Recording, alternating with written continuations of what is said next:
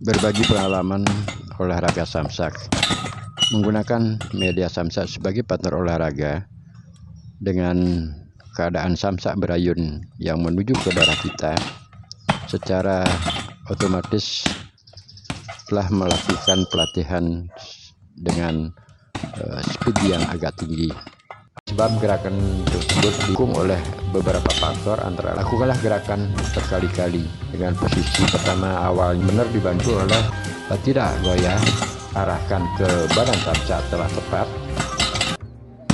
dan olahraga samsak, keadaan samsak berayun yang menuju ke darah kita secara dengan speed yang agak tinggi, melakukan pelatihan dengan kesiapan ataupun dengan semangat agar kesiapan saat samsak datang ke darah. Jadi kita tidak terdorong setelah kaki menyentuh pada badan samsak. Kita dorong, dia akan berlaku mendorong ke badan samsak. Pada akhirnya bisa samsak terdorong sehingga dia akan kembali atau melakukan pelatihan dengan refleks. Sebab samsak yang kita tendang ataupun pukul yang menuju ke depan akhirnya kembali menuju ke arah kita. Nah, maka dari itu diperlukan suatu persiapan apakah kita selanjutnya akan melakukan gerakan dengan cara memukul ke badan samsak ataupun dengan menendang.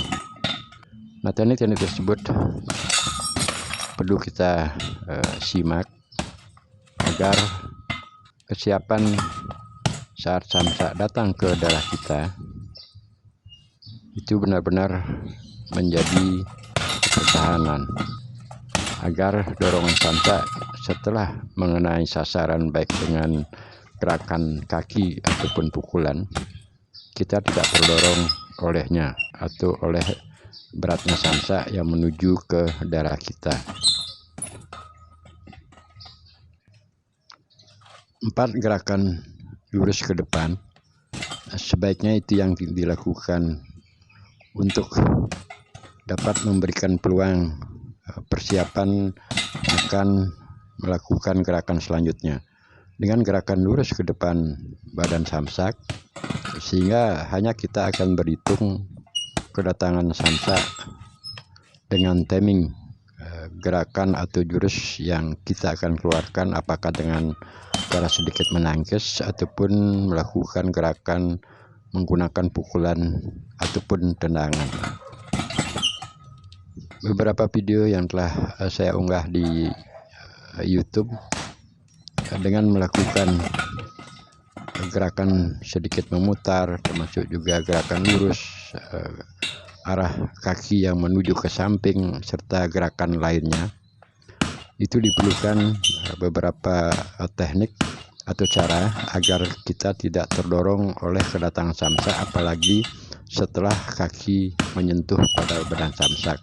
Kalau kita amati dari beberapa gerakan yang telah terlewatkan, di saat kaki telah menyentuh samsak, sedikit ada dorongan yang tidak begitu kelihatan. Sebab kalau tanpa kita dorong, dia akan berlaku sama. Kita gerakan pertama dengan tekanan pada samsak, dan samsak pun membawa power ke arah kita. Nah, setelah power kita menekan kedatangan samsak dan samsak telah tertekan oleh kedatangan kaki kita di titik 0 setelah pertemuan saling ketemu kaki dan samsak, itulah kesempatan kita secepatnya mendorong ke badan samsak. Nah, kenapa pada akhirnya bisa samsak terdorong? Kalau kita perhatikan sedikit agak dia lari karena desakan kaki, karena itu sebabnya apa yang saya jelaskan di depan tadi. Arah kedatangan samsak menuju ke posisi kita dan timing kita menghadang kedatangan samsak. Di saat titik 0 tersebutlah kita melakukan dorongan kepada badan samsak, sehingga dia akan kembali mengarah atau menjauh ke posisi kita, dan selanjutnya tinggal mengatur gerakan apa yang akan kita lakukan lagi ataupun dengan tendangan serta pukulan sesuai dengan keinginan. Perbedaan menggunakan samsak yang tinggal artinya tanpa bergerak ke arah kita saat ditendang ataupun dipukul, dengan samsak pada posisi diam. Jadi kalau samsak yang bergerak artinya melalui ayunan menuju ke depan dan juga ke arah kita, kedatangan samsak yang datang ke arah posisi kita itu dengan bertenaga. Jadi tenaga atau power yang datang dengan beban samsak kita hadang dengan gerakan baik itu pukulan dan tendangan, memerlukan suatu cara agar tidak sebaliknya. Sepatutnya dalam pikiran atau keinginan kita melakukan pelatihan menggunakan medan samsak sebagai partnernya, setiap gerakan yang dilakukan baik dengan pukulan dan juga tendangan, berharap samsak tersebut akan menjauh dari posisi. Namun karena teknik ataupun caranya kurang pas, akhirnya menjadi kebalik, samsak akan mendorong tangan ataupun kekuatan pancar, termasuk juga gerakan yang kita lontarkan ke badan samsak. Nah, untuk itu berkali-kali saya katakan pada video penggunaan medan samsak sebagai partnernya, gerakan atau posisi badan saat akan melakukan tendangan ataupun pukulan ke badan samsak, termasuk pertahanan kaki di bawah, itu benar-benar menjadi kekuatan utama.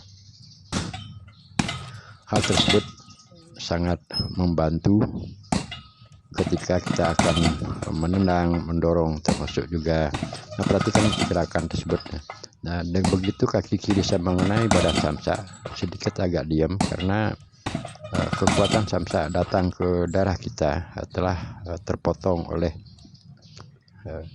tekanan kaki yang kita lontarkan, dan akhirnya sedikit agak ada dorongan. Perhatikan tendangan kaki kiri, dia akan melakukan dorongan setelah tersentuh pada badan samsak. Itu yang kita maksud dari beberapa gerakan tadi di ulasan di depan. Nah, sekarang saya fokus saja ke gerakan yang saya bawakan pada penggunaan medan samsak. Setiap menggunakan medan samsak, kita bisa lakukan dengan gerakan secara perlahan-lahan dulu. Nah, dalam gerakan pelan-pelan dengan secara otomatis kita tambahkan tenaga sedikit saja setiap gerakan tersebut, baik di tangan termasuk juga di gerakan kaki. Ketika posisi dan juga timing yang kita lontarkan ke badan samsak telah tepat, ya akhirnya secara otomatis dalam pikiran akan mengulang gerakan tersebut hingga mendapatkan posisi kaki di bawah, termasuk juga cara memutar dan tenaga yang kita keluarkan ke badan samsak tersebut menjadi maksimal. Maka untuk itu diperlukan suatu pelatihan yang konsisten, artinya harus dilakukan secara terus-menerus. Nah, seperti gerakan sekarang ini, video-video selanjutnya dengan durasi 17-26 menit ini, saya lakukan memang gerakan yang berulang-ulang. Ya, kenapa demikian? Agar narasi yang saya sampaikan termasuk juga gerakan pada peragaan tersebut menjadi pengamatan tersendiri.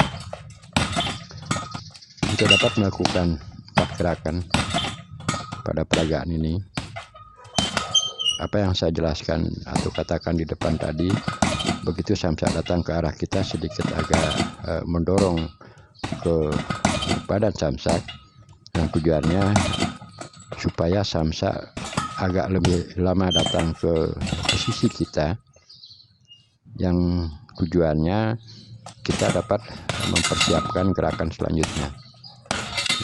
Agar 4 gerakan tersebut bisa sekalian kita keluarkan ke badan samsak, apakah itu 2 gerakan, 3 gerakan, ataupun 4, otomatis harus diperlukan timing atau samsak yang datang ke arah kita agak lambat. Namun kita tidak bisa mengatur gerakan samsak. Semakin cepat kita melakukan lontaran dengan tendangan ataupun pukulan ke badan samsak, secara otomatis samsak akan mengikuti action yang kita lakukan. Kalau kita melakukan gerakan dengan cepat, otomatis samsak dia akan mengayun ke arah kita lebih cepat. Nah, gerakan beberapa tendangan dan juga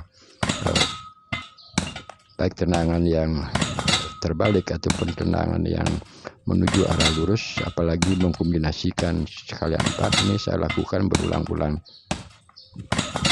Dapat teman-teman perhatikan, langkah pertama kaki kanan sedikit agak mendorong samsak, kedua juga masih mendorong, dan yang ketiga, apalagi yang gerakan ketiga, kalau seandainya menggunakan 4 gerakan sekalian. Gerakan 2 langkah ini salah satu akan menghambat dulu datangnya samsak ke posisi kita. Begitu ada peluang bagus, akhirnya gerakan utama yang akan dikeluarkan, secara feeling kita telah merasakan bahwasanya samsak begitu dia datang ke badan kita, secepat itulah melakukan putaran balik seandainya melakukan gerakan tendangan balik. Jadi poin dari pakem-pakem apa yang saya coba berbagi pengalaman pada teman-teman menggunakan media samsak yang bergerak pada pelatihan media samsak sebagai alat olahraga, itu perlu dilakukan satu pelatihan yang konsisten, satu gerakan yang kita arahkan ke badan samsak memerlukan beberapa proses, baik kekuatan jangkar yang ada ke tanah, termasuk juga teknik mengangkat kaki. Sebaiknya ketika akan melakukan gerakan angkatan ke samsak seperti peragaan yang telah lewat barusan, angkatan lutut, posisi tingginya di atas lutut, di atas pusar. Dengan demikian akhirnya tapak kaki yang akan menuju ke badan samsak itu lebih leluasa. Kalau kita mengangkat lutut di bawah pusar, otomatis arah tendangan ke badan samsak itu akan menjadi ke bawah. Nah, tergantung sekarang situasi dan kondisi sesuai dengan arah yang kita tuju, apakah tendangan tersebut akan mengarah ke di bawah, di tengah, ataupun ke atas. Kalaupun itu di bawah, angkatan lututnya otomatis dia akan berada pada bawah pusar, dan kalau dia pingin kita gerakannya sejajar dengan pusar, otomatis angkatan lututnya kita lakukan paling tidak sejajar ataupun di atas pusar. Dan sebaiknya itu dilakukan angkatan lutut di atas pusar, tinggal kita mengatur arahnya gerakan tendangan searah, apakah dia akan arah agak ke atas, menengah, ataupun posisi ke bawah. Gerakan sekarang ini hanya 2 gerakan. Pertama, sebagai hadangan samsak datang ke daerah kita, dan selanjutnya tendangan membalikkan tubuh. Itu otomatis feeling kita telah kita latih. Begitu tendangan pertama mendorong samsak agar dia datangnya lebih lambat ke daerah kita, akhirnya untuk gerakan utamanya dapat dilaksanakan dengan leluasa. Posisi kaki di bawah juga, karena antara perpindahan kaki satu dengan kaki yang lainnya memerlukan cara agar tidak menjadi benturan saat kaki yang akan menggunakan menendang ke daerah badan samsak. Posisi kaki di bawah, terutama tapak kaki yang menyentuh ke badan tanah, sama sekali tidak boleh goyah, sebab dia akan menjadi power utama untuk mengantarkan satu kaki lagi menuju ke arah badan samsak. Seandainya posisi di bawah bergerak saat salah satu akan melontarkan gerakan ke badan samsak, dia akan terbagi, sehingga gerakan kaki di bawah sangat mempengaruhi power dan juga arah tendangan yang kita tujukan ke badan samsak. Untuk satu gerakan saja, apa yang saya katakan tadi memerlukan proses otot-otot, termasuk juga kebiasaan untuk cara memutar, kebiasaan untuk melakukan posisi kaki lurus, dan juga kondisi berapa derajat harus melakukan putaran. Gerakan ini kita lakukan dengan 3 kali gerakan, 1, 2, dan selanjutnya adalah gerakan utama. Seandainya hal tersebut kita dapat terus setiap gerakan pas mengenai pada badan samsak, itu menjadi suatu motivasi tersendiri saat melakukan pelatihan menggunakan medan samsak sebagai partnernya, ditambah dengan suara samsak, ditambah dengan gerakan-gerakan kaki di bawah. Nah, jadi teman-teman kerabat, untuk memotivasi diri saat melakukan pelatihan menggunakan medan samsak, ada beberapa poin yang menurut hemat saya mungkin kebanyakan orang tidak memperhatikan. Kalau seandainya menggunakan media sepatu pada kaki, seretan kaki yang tersentuh pada tanah itu menjadi suara. Dia adalah merupakan motivasi juga, termasuk juga apa yang sering saya katakan, gerakan atau suara pukulan dan tendangan yang tersentuh pada badan samsak menimbulkan suara. Itu kita simak dan akhirnya akan menjadi suatu motivasi. Nah, jadi banyak hal teman-teman kerabat yang belum saya berbagi pengalaman. Kenapa saya sendiri senang atau betul-betul menekuni dan benar-benar hobi melakukan olahraga menggunakan medan samsak sebagai partnernya. Walaupun banyak orang yang beranggapan ketika menggunakan samsak harus usia muda, menggunakan dengan tenaga besar dan sebagainya. Apalagi saya sudah sampai sekarang hari ini sudah berusia 58 tahun. Nah, semoga selalu dalam keadaan sehat-sehat, karena dalam konteks ini saya menggunakan medan samsak tidak sama dengan teman-teman yang masih berprofesi sebagai atlet. Nah, kalau teman-teman atlet menggunakan samsak, kemungkinan besar akan digunakan dengan power yang besar, dengan kelincahan pull dan lain sebagainya, karena jurus-jurus yang dicobakan pada badan samsak itu suatu saat digunakan pada arena pertandingan. Namun kita yang sudah lanjut usia, menggunakan medan samsak sebagai partnernya adalah hanya sebagai media atau menjalankan suatu hobi olahraga lewat menggunakan medan samsak sebagai partnernya. Sekian, terima kasih teman-teman, sampai berjumpa di video-video selanjutnya.